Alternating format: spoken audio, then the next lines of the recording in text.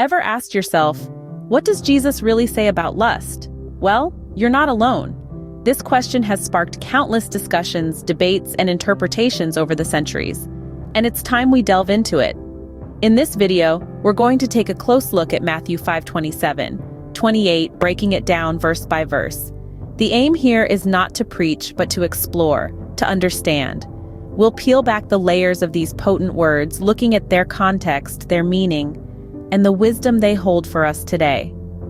This is not about judgment, but about gaining a deeper understanding of a topic that seems as relevant today as it was 2,000 years ago.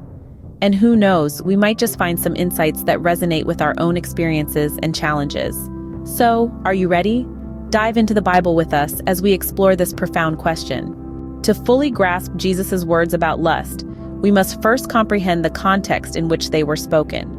The setting takes us back to the Sermon on the Mount, an iconic moment in the New Testament. This was not a sermon given in a cozy, quiet church, but rather on a hillside, under the open sky. Jesus was not speaking to a select few, but to a vast multitude of people. Picture a sea of faces, each one hungry for the wisdom that Jesus was about to impart. In this sermon, Jesus was laying down the moral and ethical guidelines for living a righteous life. He wasn't merely addressing the religious elite or the scholars of his time, but everyday people. Fishermen, farmers, homemakers, tax collectors, ordinary people leading ordinary lives. The Sermon on the Mount was a message for everyone, a call to a higher standard of living that transcended social status and cultural norms. Jesus' teachings during this sermon were profound and far-reaching. He touched on various aspects of life, from anger and reconciliation to love and giving. And yes, he also spoke about lust. Now let's remember that this was a time when laws were stringent, and moral codes were mainly dictated by the Ten Commandments. Jesus, however, went beyond these established laws. He was not just concerned about the external actions of individuals, but also their internal thoughts and intentions. This was revolutionary. It shifted the focus from outward compliance to inner transformation. The topic of lust, then, was not just about physical actions, but also about the desires and thoughts of the heart. When Jesus spoke about lust, he was addressing a deeply internal issue, a matter of the heart and mind, not just of the body. So as we explore Jesus' words about lust, keep in mind this broader context. Remember that his teachings were not just about adhering to laws, but about transforming hearts. They were about living a life of righteousness that goes beyond just doing the right things, but being the right kind of person. Now that we understand the setting, let's delve into the actual verses. Matthew 5:27 reads, "You have heard that it was said, 'Do not commit adultery.'" Here, Jesus is referring to one of the Ten Commandments, a core set of moral guidelines given to Moses by God on Mount Sinai.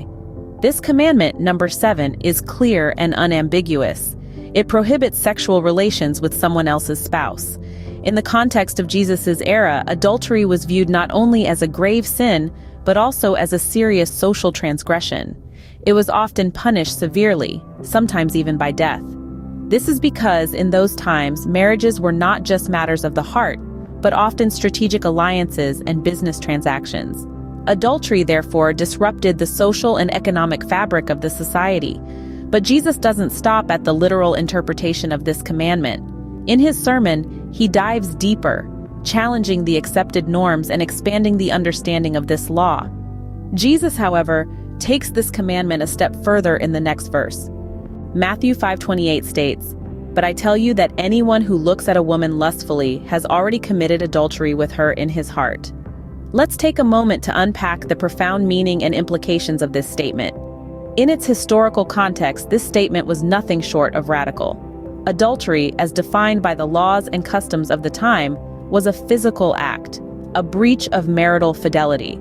But here, Jesus redefines it, extending the boundaries of this sin beyond the realm of the physical and into the sphere of thought and desire. This might seem harsh at first glance, but it's important to understand the core message behind this teaching. Jesus isn't just condemning lustful thoughts. He's encouraging a deeper respect and reverence for others. He's teaching us to see others not as objects for our pleasure, but as fellow human beings deserving of dignity and respect. Moreover, Jesus is challenging us to strive for purity, not just in our actions, but in our thoughts as well. He's urging us to cultivate a pure heart, a heart that's free from lust and filled with love and respect for others. Now, what does this mean for Christians? It means that our moral responsibility extends beyond our actions to our innermost thoughts and desires. It means that we're called to a higher standard of ethics, one that values purity of heart as much as purity of action. This teaching also serves as a reminder of our constant need for grace. None of us are perfect, and we all fall short of the glory of God.